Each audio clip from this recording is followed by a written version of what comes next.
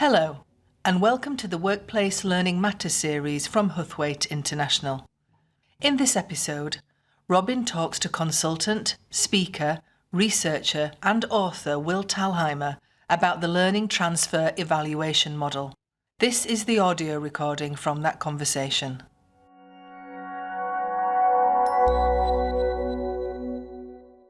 So, Will Thalheimer, welcome to the Workplace Learning Matters podcast. Thank you for joining us today. And you came up with the Learning Transfer Evaluation Model 5 years ago now. So I guess the first thing to ask is, what is it that interested you in looking at learning transfer and the whole evaluation piece in the first place? What was your inspiration for looking in that area?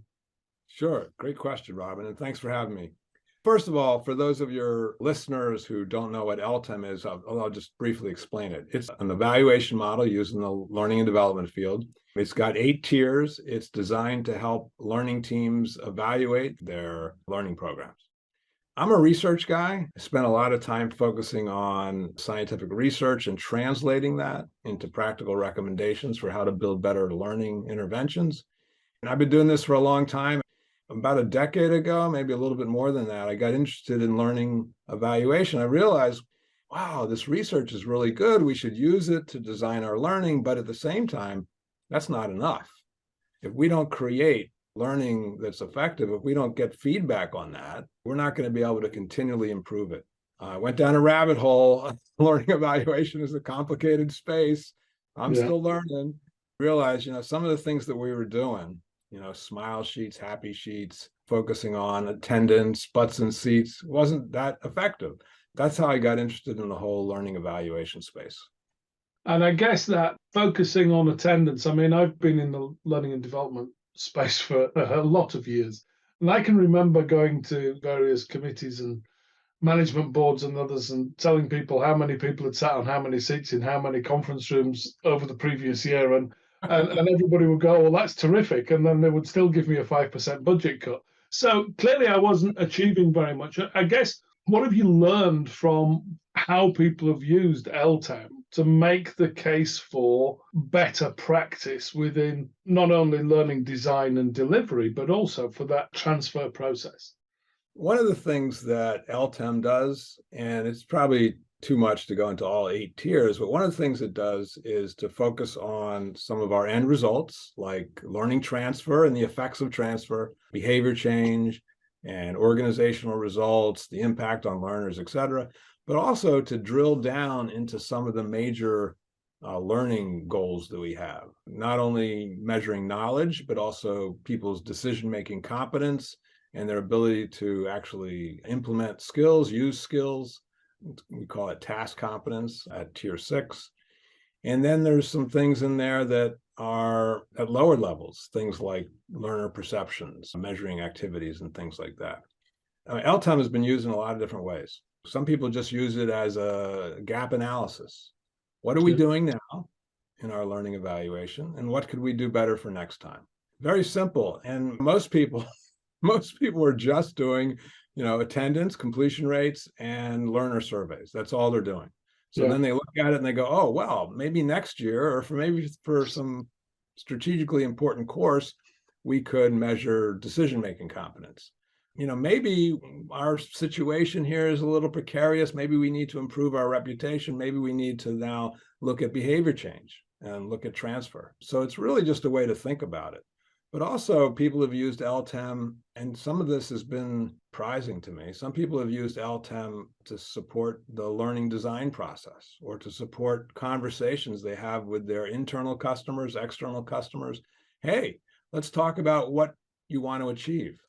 And by looking at LTEM and the ways you can measure, it focuses on actual outcomes as opposed to sort of, well, we want everybody to, kumbaya, kumbaya. Yeah, and I think interestingly that my colleagues and I who do kind of learning design activities here at Huthwaite, that's how we use it as much as anything. Yes, we would love to do a lot of learning transfer evaluation. The reality is not many of our customers want to invest time, money, resource into doing that detailed evaluation of what's changed in the workplace. They kind of expect us to have done that in advance. So we use it as a design model. And I think that's fair enough to say, actually, how are we going to enable people to do the task competence that you talked about, or the decision-making competence, and us be able to see how that works? So I think that's important for us to use it. And I guess that differentiates from the, if you like, the industry standard evaluation model, which of course is Kirkpatrick. Now, you said when you first came out with LTEM in 2018 that the Kirkpatrick model unintentionally undermines our efforts as learning professionals to improve our learning initiatives, which is quite a strong statement. Well, So what led you to that conclusion, and how do you think LTEM plugs the gaps that are in the existing model? Yeah, no one has ever accused me of being a shrinking violet. So look, first of all, the Kirkpatrick model, the 4-level model, I often call it now the Kirkpatrick-Cassell model, because it turns out that Raymond Cassell was instrumental in developing the 4-level idea. It's got some good points to it. I mean, let's step back a minute. What do we want a model to do? We want to be able to look at a model and to think better and to do better. We want the model to nudge us toward good behaviors and away from bad behaviors. The 4-level model is really good at saying, hey, learning people, don't forget about behavior change. Don't forget about actual results, okay? It also sends a good message about, hey, those learner perceptions, level 1, not as important as some of the other things. Now, the big weakness in the Kirkpatrick model, and why I said that I think it has sort of led us astray a little bit, is that it puts all learning into one bucket. Level 2 is all about learning. We can measure learning in a lot of different ways. We could measure the regurgitation of trivia, the recall or recognition of meaningless facts, knowledge, or meaningful facts and knowledge, or decision-making competence, or task competence, or skills. Now, that's a wide spectrum from trivia to skills, right? But when you put it all in one bucket, people tend to default to the lowest common denominator. Oh, we need a level 2 assessment. Oh, let's do a knowledge check. So it just sends us down the wrong pathway. And that it misses out on having learning wisdom baked into it. That was the point that I was making. And that really plays out. People now look at LTEM and they begin thinking about the learning design. LTEM's pretty new, but already somebody's done their doctoral dissertation on it. Dr. Elham Arabi, she was successful. A hypothesis, if you introduce LTEM to a learning team, they're going to do better learning evaluation. Okay, well, that's a no-brainer. But she also had this hypothesis that they're going to begin to be inspired to do better learning designs. And it makes sense, right? You say, oh, wait, we're going to measure decision-making competence. Oh, we should probably give our learners more practice making decisions during the learning, right? So it really drives not just the learning evaluation, but also learning design as well. Absolutely. And we've known what gets measured gets done for an awful long time. Why shouldn't that apply within the learning and development space as much as any other space? Seems absolutely sensible to me.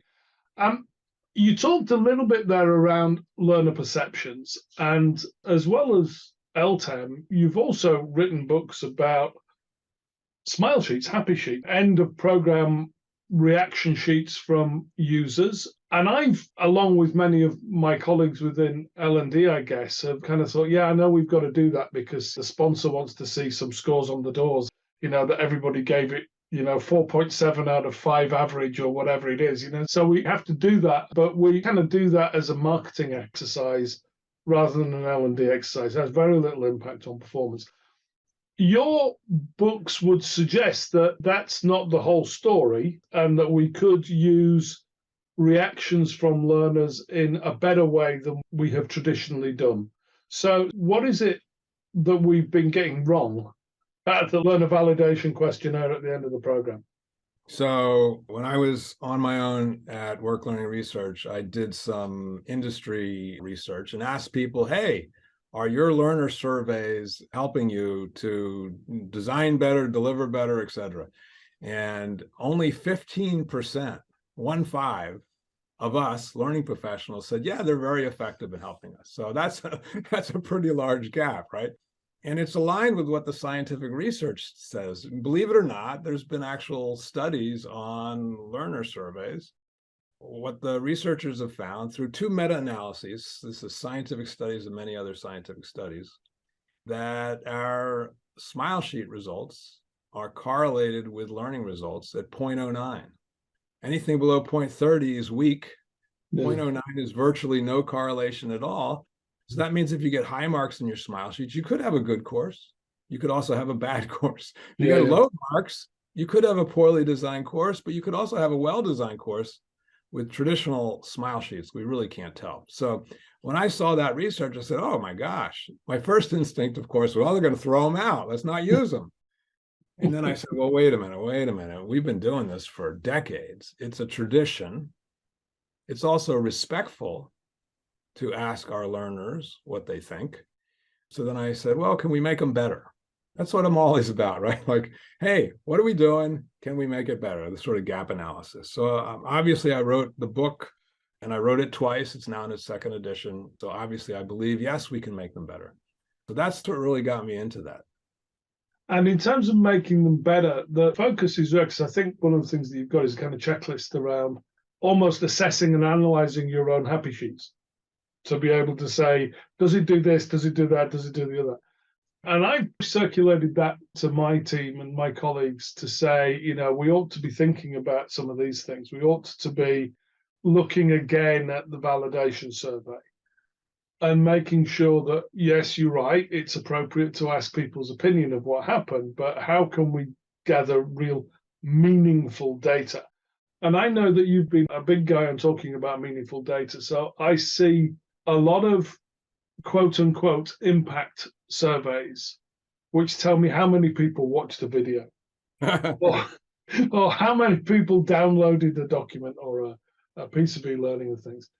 How do we get people to focus on meaningful data rather than the marketing type data of how many eyeballs have been on something? Well, it's tough. First of all, in the book, I say this, and at some point I'm going to count up the number of times I said that because it must be over 20. Say, whatever you do, don't just do learner surveys. So that's number one. We should be doing a lot more than that. We don't have to measure every course beyond that.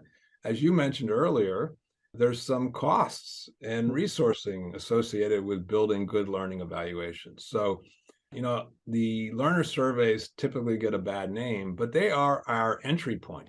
Now, if we're going to be managers of change, if we're going to help champion change on our learning teams, we got to do what's relatively easy to do, or we're just going to hit resistance. So in the learner surveys, what we can do is focus on effectiveness as opposed to satisfaction. Focus on things that we know in thinking about learning that are important. So for example, I talk about the 4 pillars of training effectiveness.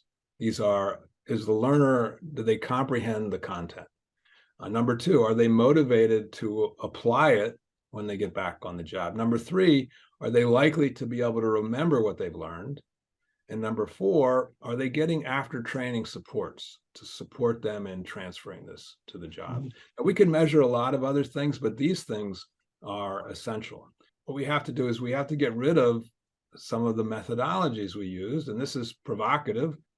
Likert scales and numeric scales are deadly in the sense that they're too fuzzy. So when something's fuzzy and people can't wrap their minds around it fully, then bias leaks in.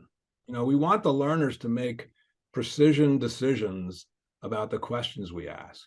And there's all this research to show that we humans are not always good about knowing how learning works.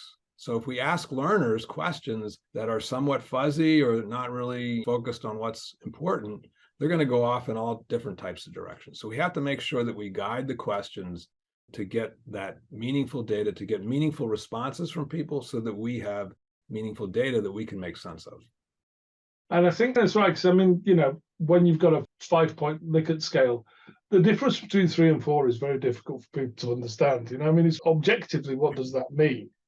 Objectively, that usually means I had a good lunch, thank you. If you spend any time in the learning field and you've looked at a bunch of learner surveys and you're using Likert scales, all the numbers are between 3.8 and 4.5. There's no differentiation. And when there's no differentiation, you can't make a decision. It pushes us into paralysis. That's not a good thing. our goal is to make decisions based on the data. If we can't make a decision, then it's not worth doing. And that evidence-based practice has informed the work that you're now doing. So you're now working with Tier 1, and you've been focusing on mapping learning trends, but you've also been, most importantly, I guess, looking at the mapping of those learning trends between organizations that are kind of doing okay and organizations that are exemplary. So you've been able to say, well, what is it that the people who are doing really well are doing differently from the people who are, bumbling along, so to speak. So what is it that the research has shown you, and how does that help you to help organizations be more effective? What is it that you've found? Well, you're in luck. We at Tier 1 Performance have just put to bed the first draft of our learning trends report. So I've got a lot of this top of mind for me right now. Learning trends is a survey we've been doing for 8 years now. Last year, we redesigned it to make it a diagnostic that learning teams and learning professionals can use to reflect on their own practices, to benchmark against the average response in the industry, but also these exemplary organizations. So we define exemplary by, are you getting good learning results? Is your learning creating work performance? But also, are you doing good learning evaluation? Our thought process is this: if you think you're doing well and you're actually doing good learning evaluation, then we're going to trust those responses. And we also take an element of professional development in there as well. So we divided people into about 10% of organizations are exemplary, and the rest, 90%, are typical. And when we look at the exemplary results, we find things like the exemplary organizations are more fulfilled in their work. The individuals that work there actually feel better about the work that they're doing. They are more innovative. These people from exemplary organizations feel that their learning team is more innovative, and they use many more learning tools and methods than people from typical organizations. And there's a long list of things which I don't remember them all, but it's really fascinating that you separate people based on their performance in creating work performance and also their learning evaluation, professional development, and you see these really strong differences in typical organizations versus the exemplary ones. And I think one of the things that I've seen in the past is that there are similar types of learning trends, and what they look at is the organizations that are quote unquote successful, whatever that means. And usually that means shareholder return or revenues or profitability or whatever. And the idea that somehow these organizations are models of good practice because they spend more resource on training and development. And it kind of feels to me like that the causal relationship is the wrong way around. They've got more resources, so they devote more of it on training and development, rather than they spend more on training and development, so they've got more resources. And that doesn't seem to me to have been clearly articulated by people who are looking just at big companies. Absolutely. I'm working on a new book now. It's going to be called The CEO's Guide to Training, E-Learning, and Work, Reshaping Learning into a Competitive Advantage. And for one of the chapters in there, I decided, I really ought to look at what the research says on training. Is there good research? As you state, there is research that shows that if you do more and better training, that you're going to have better organizational outcomes. But the question is, hey, wait a minute, what about maybe organizations that are successful? Maybe it's flipped, right? Maybe organizations who are successful have more resources to spend on training.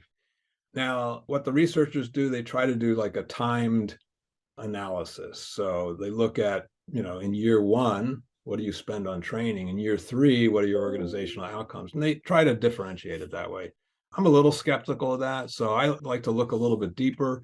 And research has found, for example, that training can improve attitudes and motivation, that leadership development actually works. So there's a bunch of other research avenues that look at things. Also, we know from the learning research that if you do certain things, if you use retrieval practice, realistic practice, that people remember a lot more. If you use spaced repetitions, people remember more. So there's a lot of evidence overall that what we do, thankfully, does work. Now, does that mean it can't be better? No, absolutely not.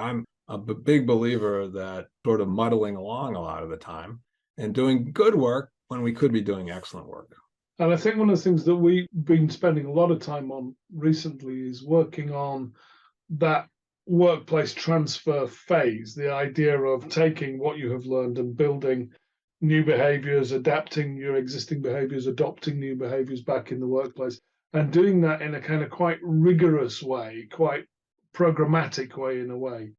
And that's really speaks to that idea of retrieval practice. But instead of it just being a let's rerun that knowledge check that we did 6 weeks ago and see if you still remember it, it's actually about application. It's about, well, can you remember what to do in this circumstance when you are in front of a customer or running a meeting or whatever else it is that you're dealing with? Is that the kind of retrieval practice that you see giving real benefit?